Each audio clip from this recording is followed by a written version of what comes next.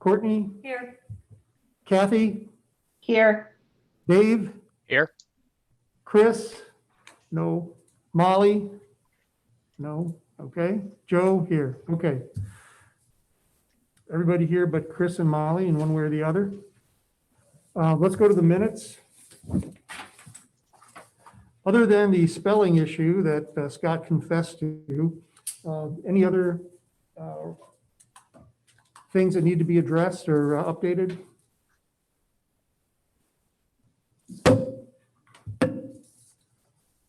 No? Okay. If I could have a motion to approve the minutes as corrected with the spelling? I'll make that motion. Okay, Courtney, I'll second. Sarah, second, okay? Okay, it does not look like we have any visitors today, which I was actually a little surprised about. I don't know if any of you are on this Nextdoor app that's around. You see some of the comments that came in this week regarding the Gadurn Village signs. I was thinking maybe somebody would show up, but I guess it's probably best that they didn't at this point in time. I'm sure that, I don't know if anybody has contacted their alderman, or have you heard anything from any of the aldermen, Chris? In regards to, The signs that were put up by the Gadurn Village homeowners telling people it's private property and to turn around? yeah, we've had several residents call in. Okay, all right. Okay, very good. All right, new business. Last week, I think it was Becky, did you bring up the dog park? Okay, so we want to have a discussion about that. Chris, has there been any discussion with the alderman about, where we might want to do this? And I've got it, Joe. okay, Scott, go ahead. I keep forgetting you're not here. We should have put a big silhouette of you here. So. Yes, as a matter of fact, so the city administrator, Doug Brim, and I have been working with a couple of different vendors on let me back up for a second. I'll start by saying, yes, we've identified a potential location for our first dog park in Columbia. If any of you recall, last year we purchased an older home next to Meadow Park there, and it has been demolished. That's a nice level spot, the size of a full residential lot, and we think that's going to be a really good location. 1 block off of Main Street, there'll be a handy walking distance for a good portion of the town, but ample parking between on-street parking, the park, Meadow Park parking lot, as well as the library parking lot within, half a block of that site. So we think that's a really good location. Keep in mind, this has not been, this is the first time we've talked about this to any board or anything. We haven't even brought this up with council yet. So we plan on moving forward with that in the near future. But the city administrator and myself have been working with a couple of different vendors to work as far as materials, as well as equipment for the park. Initially, we're looking for a metal fence, not a chain link fence also. We're looking at a nice decorative fence so it fits well since it's a historic area of town.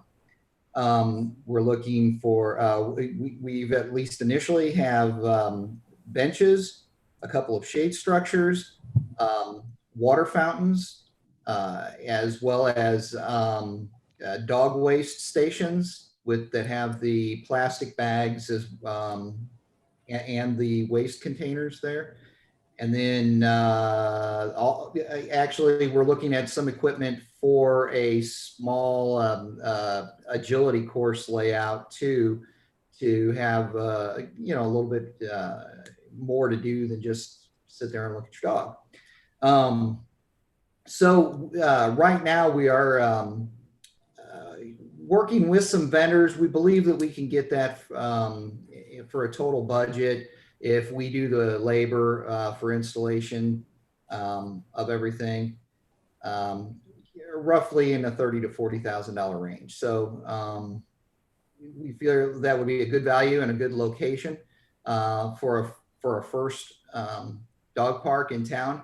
Based on the success of that, if it is a very successful park, we would look at moving forward in the future years and another one at one of the parks on the opposite side of Route 3, so that maybe both sides of town can access a dog park without having to get in a car at some point. So that's at least the initial plan. What we would like to work with, it turns out that in my experience over the years, working on a couple of different dog parks, as well as some of the information that we've looked at initially in the St. Louis region, one of the things we're probably going to need some guidance with is going to be determining what should be the applicable rules and regulations for the parks. There's quite a range of rules and regulations depending on which park you go to. So initially what we've done, Councilman or Alderman Nemitz and myself met with Lauren Noby, who is on the Plan Commission and who previously kind of chaired an effort a number of years ago looking at dog park location and that never really solidified and gelled. And she would like to kind of work on an ad hoc committee of, so the way we have the agenda item listed is for a volunteer also to assist Lauren so that ad hoc committee of two could kind of work on an initial draft of kind of with a recommendation of what the rules and regulations should probably be. At this point, I'd entertain any questions, and also at the chairman's pleasure would be willing to entertain any volunteers who might be willing to assist Lauren with that effort. Scott, do you know how approximate size dimensions of the dog park would be on that lot? I would, if I remember correctly, it's like a 9,000 or 10,000 square foot lot. Okay, all right. That was a lot of stuff you named to be listed there, like picturing a lot. I was like, I don't think it was that big. But Did the city keep the old fire plugs that were taken off of Main Street? Perhaps we could install them as kind of like restroom facilities for the dogs, Chris? Okay. We actually have some non-working ones in our materials list. So. Good. Okay. Yeah, I think the dogs would appreciate something familiar. I'm sorry, Becky, you had a I question. would love to volunteer to help with I was this. actually hoping that you would do that since you're the dog. Well, we are probably all dog lovers, but I know that's near and dear to your heart. It is. So great. Okay. Well, thank you very much, Becky, for volunteering. I will get in touch with both Becky and Lauren then and get you two in contact with one another and let you move forward. Thank you. Okay, great. Scott, I had a question. I know you said this is just preliminary stage. Do you have a projected timeline that you're looking at for the completion? Have you guys projected that out yet? We can move forward with it pretty quickly, actually. There's about a 6 to 8 week lead time on the materials. We still need to work with Chris Smith and Department of Public Works to make sure, to line out the timing on everything and make sure it fits with their work schedules and the amount of work that they've got ongoing. Because this is going to be work, obviously, in addition to what they currently have going on with maintaining the parks and streets and everything else. So there's and like I said, we haven't even brought this to council yet to vet through them. It's basically going to be depending on 3 factors: the level of funding that's available and that gets approved for the project, the ordering, the lead time necessary for ordering, and then the workload for the DOPW folks. So.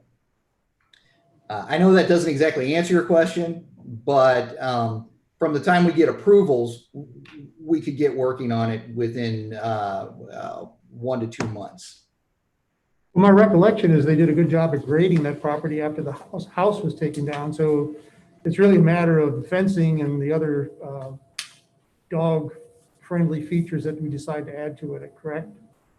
Yes, and there will be, we'll need to extend some water lines to feed the water fountains that'll be in there. We're gonna have the tiered water fountains with the dog bowls at the bottom is what we've initially spec'd out. So, you know, there's not much, other than the installation of the fence and the equipment, to be honest with you. All right, very good. Any other questions or on that issue? Dave, Molly, Dave, Kathy? No, okay. Any other new business that anybody wanted to bring up at today's meeting? Okay, let's move on to unfinished business. I just had one question. Did DOPW ever get the handicap swing installed in City Park? It's not a swing, it was a spinner. So kind of like, remember the old school kind of merry-go-rounds? Okay, Yeah, it's The same, okay, same type of idea. all right. Okay, Chris, did you want to give us a staff report or anything on park project status on Creekside or? Creekside, we, Can you go up to, yes, sir. Thank you. yeah, Creekside, we are hoping to have it advertised for bid September 9th. We finally received our last permit from IDNR. For the bridge? Yeah, for the Great. work in the floodplain floodway, we had to get permitted from the Okay. DNR, and it took a little longer than anticipated, but they're running, you know, with dealing with COVID, people are working from home, so it just takes a little bit longer than it normally would. But we've already got our Corps of Engineer permit, our EPA permits. We're pretty much ready to go, and I'm sure Scott explained last meeting, this particular bid package is mostly the trails, the bridge, the culvert, parking lots, that type of stuff. We'll have to bid again for the pavilions and playground at a separate time because they're done by different individuals, so we split it up a little bit. Are you expecting hot mix for the roads? Yeah, well, we're bidding it both ways. We've got asphalt in there, and then we've also got maybe trap rock like Mike uses in some of the parks, just to have some flexibility depending on, you know, we went through a bid for our Quarry Road project and just got hammered with prices. Asphalt prices were ridiculous, but part of that I think was part of the 255 work. So hopefully that's done by the time we would, obviously will be done by the time we would do this, you know, the paving part wouldn't happen probably next spring. So we do have alternatives in there just to have some flexibility to make sure we meet the spirit of DNR's grant and everything, get as much as we can in there, depending on the bidding climate. So. Okay. Bowman Shoecroft Connector Trail was paved last week. Today they did the final grading and seeding of the whole area there and along Monroe Street. So we're pretty much substantially complete with that. I think there's some signage and stuff that still has to go up, but people are already using it. I know the cross-country kids were on it Friday. Okay, Yeah, well, I took a peek up there and there was just 30 or 40 of them running right down the trail. So being used was already. the application for a grant for the southern section of the trail done by? Yes, I submitted a TAP grant application, which is Transportation Alternative Program application on Thursday for the next round of TAP grants. And that's basically extending the GMO Trail from Cherry Street to Centerville and then connected from Centerville to Main Street. So when we submitted that grant, similar at the same time we submitted the Bowman Shoecroft grant, and both of them scored in the top 5 and would have got funding, but this East-West Gateway changed it up, so only local agencies can only get one project, which is kind of the first time it did. But it scored well back then, but it is a competitive grant, so we'll see how it goes, but it was submitted. That's where we've got money for the last extension, right? Was that a TAP grant? From Yes. Rick Moore? No. That was part of a DCO grant. Oh, okay, all right. Yeah. Okay. The Bowman Shoecroft Trail was a transportation alternative Okay. grant. So yeah, it was submitted. Do we need to bring this up here under new business or? You can, like, I hadn't even sent, Scott doesn't even know about Right. it. It got emailed to Mary today. Okay. This is a note from Columbia resident Danielle Martin, I guess citing some issues with the parks, which seem to be pretty legitimate. I noticed that it seems like the city crew is able to cut grass, but there's not much weed whacking and things done. And there's some things like that pointed out, the grass under the fire truck at City Park, playground area, swing area, grass overgrown, sandbox full of grass, not sand. Mulch needs to be added, picnic tables with splinters and nails sticking out. Meadow Park, some of the awning is split on the top of the play area. I know a couple weeks ago, my daughter saw some teenagers were laying on top of it. I don't know if that's what damaged it or not, and she called to have them reported that to, so I don't know if they damaged it. But other little hazards that, might be okay for adults, but for little ones, these things need to be addressed. So Chris is aware of it. Scott, he'll provide you with a copy of this so that you can add it to the formal meeting paper. I got it. Okay. So yeah, these things definitely need to be looked at. Because Meadow Park, I know, is just a favorite spot. I know my grandchildren live near there and they like that probably more than anything. It's at their age, so, all right. Okay, any other questions or new topics that anybody has for the meeting today? What's the status for the Quarry Road roundabout? Is it still gonna be a roundabout or is it something else? It's still in your it's in design. Is it still like in a 2-year timeframe? It all depends. It may be next summer. It just all depends how fast I have to. The Quarry Road Phase 1 we did in June, and we're hoping to have it done in the fall here with the bids right away. So we're rebidding that on September 18th. So that project won't conclude until spring, May or so. So I just have to see how the roundabout and Phase 2 are kind of put together and see it. We're trying to push for next summer, but we just have to see. Is the issue that the bids are greater than the money we have for it? Is that what it boils down to? Yeah. Sorry. Sorry, Tim. Yeah, they came in higher than anticipated, and we think that it was the bidding climate. We changed up a few things, and I think the 255 project had a lot to do with it. What is you talking about the 255 interchange at East Carondelet and Davis? No, Street? the 255 work on all that okay. work. Okay, all right, the They're- repaving. Yeah, Okay. All right. some of the contractors that also do paving that don't have a plant were having troubles getting numbers from those who had a plant. So. I hear asphalt plants are in short supply these days. Is that true? Yeah, I mean, there's limited, and when you got two of the main ones working on 255, Yeah. and that draws away from a lot of your local agency projects. So we're hopeful, because that should wrap up, I think, in November. So we're hopeful we get better bids this time. Mostly was asphalt related, but yeah, it came in, I think the engineer's estimate was like 800, and it come in like 960. So it was there was a significant cost bump, and we think, in the research we did and discussing, we think there's certain things that we could do to trim that back down and still keep the integrity of the project going. So, but the roundabout, I mean, we do have the money. It is in design. A couple notes on that, which was kind of driving why we did or even suggest a roundabout. Obviously, the interchange is coming to M Station Road. They're waiting on some funding right now, I think, to get through the utility relocation part of it.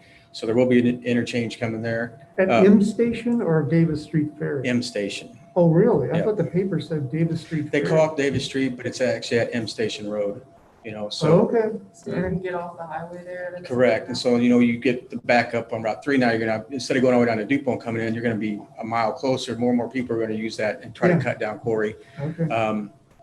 The quarry itself may fire back up in some manner, which I don't know how many trucks that'll put on Quarry.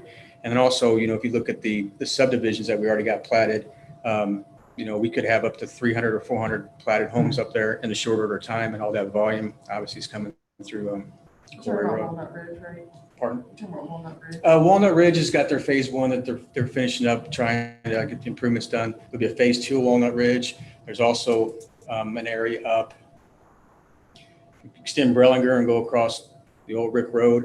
There's an area up there that could have 150 or plus homes. That's across that old rickety bridge. Yes. Okay. And there's So another 300 to 6. 400 you're talking about is a combination of Walnut Ridge and then Yes, some. yes, a yeah. few Walnut trucks. Ridge is only 34. The I Brown. didn't think it was that much. The Brellinger phase is only 34 that's in there now, but there's another 60 acres up there that's going to go after Brellinger's done. So that Quarry Road is going to double, triple in traffic. So, and then to School Ever, if their population, maxes out, that's going to add to it now. Right now it's down to maybe 60% or 70% or something, I think, 300 some odd students versus 500. So all those things together is the reason why we're going with this, or brought it up, so. This is not Parks and Recreation Committee, but I'm curious, who approves what Han is doing in Walnut Ridge?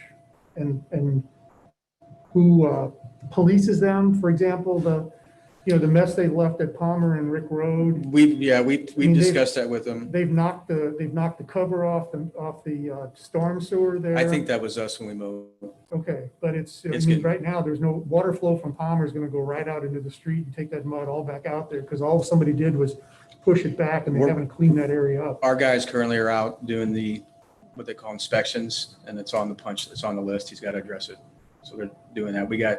They got tasked to do that yesterday. So is Han required to extend that sidewalk all the way to Palmer Road, or just end it where it is? now? We had him ended where it is now because we have the Quarry Road Phase 2 project under design, and we don't know how that intersection is going to completely look per se. So it doesn't really make sense to extend sidewalk and then rip it right back out. They have to pay almost $80,000 towards the Quarry Road improvements as part of the annexation agreement they've had with them. So the uncertainty of that intersection right there and how it's going to look, because part of that sidewalk that's in right now is going to have to come out. That's on the burning side because we're putting a trail in. So we didn't want to put more stuff in, just right back out. But yeah, and then when they do the Phase 2, they'll be extending the sidewalk all the way to. Do they have to put a bridge across the creek? No, I think there's room on top of that culvert. There'll have to be some fencing and stuff like that. I noticed now where they've got the sidewalk ending, the sidewalk's is just gonna wash away because they didn't put the rock base wide enough on the side that faces the subdivision. And already the sidewalk they poured last week, you can see where the 3/4 inch rock is eroding underneath it. Well, that'd be part of the inspection we have to do. Okay, in well, their punch hopefully list. your guys are, Yeah, and then we had them stop far enough back just because you're gonna have to take it in towards the guardrail to cross that box culvert is skewed. It's got anywhere from 8 feet to Right. 16 feet of room. We'll have to have railings and things like that, but it can go right over the box. And that's what we're Okay. doing on Quarry Road. We're replacing the box culverts and the trail's going over top of the box culverts, with a fence. So. all right, very good. Joe, I did have a couple questions, actually. Sure. One, you had mentioned like the playground equipment earlier. How often is that inspected? I don't know if that's maybe a Chris question, but I don't know if it's ever inspected. I mean, I guess some of these things that are pointed out here, I'm a little disappointed that the people who cut the grass in the parks don't see this stuff and report it, or, don't take the initiative. I mean, even on Main Street, I noticed the section that was done as part of the streetscape, there's weeds coming up out of the rock area. And we addressed too, we don't own those trees yet. There's a period establishment. no, I'm talking about in the streetscape that was the first phase of the streetscape, right out here near City Hall, the corners. There's weeds coming up down here by the wine shop. There's weeds coming out of there. I mean, we've got a beautiful streetscape now, but it seems like if you can't get your butt off of a lawnmower, it doesn't get done. And I would think that, we put the money in the streetscape on Main Street, it should look a lot nicer than what it does. We shouldn't have weeds popping up. But I don't think there's probably, one of the things I was hoping to do this summer, I haven't done yet, is to kind of go through all the parks and see what their issues, and it looks like Danielle has done a pretty good job of that. We got to make sure this stuff is safe for kids. I was curious because I know there are certified playground safety inspectors out there. Okay, Don't know what the cost is like, but that a good could be a point. good idea to do on a regular interval.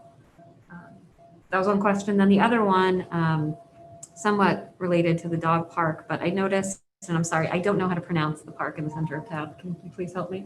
Bohm Shoecraft?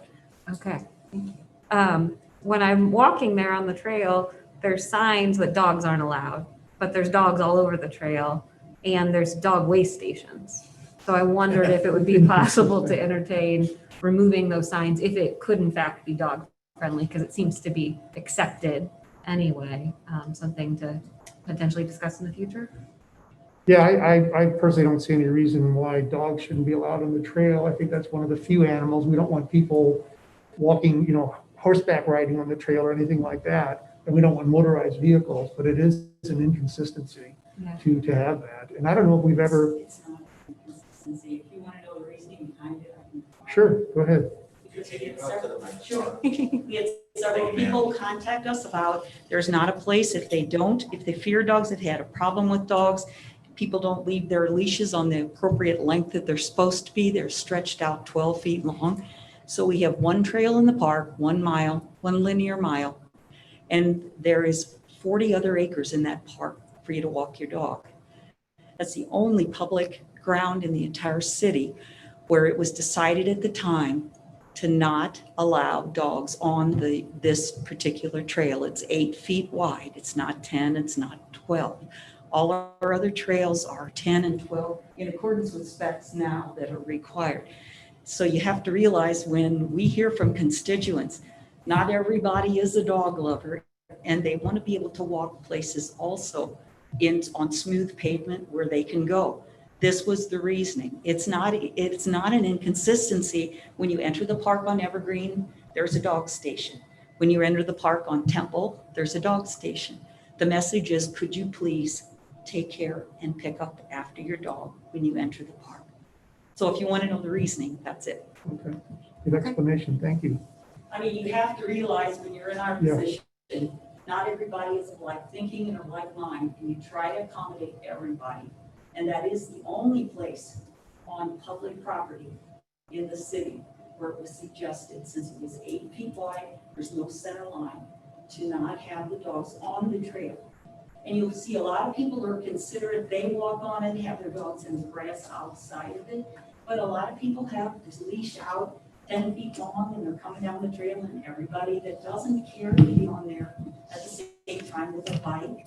That was the main reason too, with a bicycle or skates and things like that don't always mix well with the dogs. So that's the only one in the town where that rule was installed. So, you know, there is a little bit of reasoning behind it. Good. Sometimes you have to check the history to know where he came from, why he moved forward with you. Yeah, thank you for the backstory. I certainly appreciate that. Okay, any other issues or questions? Chris? I'm sorry, I want to, per project, City Park. We are going to be repaving City Park Trail this fall. Oh, okay. The 1 mile loop that she talks about. We were just waiting for the other part to get paved, and so we will be paving that. That wasn't part of our budget this year. Are they able to grind that down and just go over the top, or does it? We're have going to be go over the removed? top of most of it, but you have to grind down where you meet. Mhm. Into certain areas, we'll have to grind where the trail comes in and runs adjacent to it, because we can't change the grade there. But that's why Mike had already went out and cleaned the edges, because it says it's an 8-foot trail, but for a long time, it probably looked like a 6-foot trail, because the grass is growing over. So we cleaned that out, and they've done the crack sealing and stuff. So now it's just a matter of, we're just waiting for the trail to get paved. So we Very- can bid very off the good. loop. Okay, could I have a motion to adjourn? Motion. Lauren, second? A second. Becky? All in favor? Hi. Aye. Aye. All right. Thank you, Scott. Thank you. All right, thank you, everybody, for coming. Have a good evening. Bye all.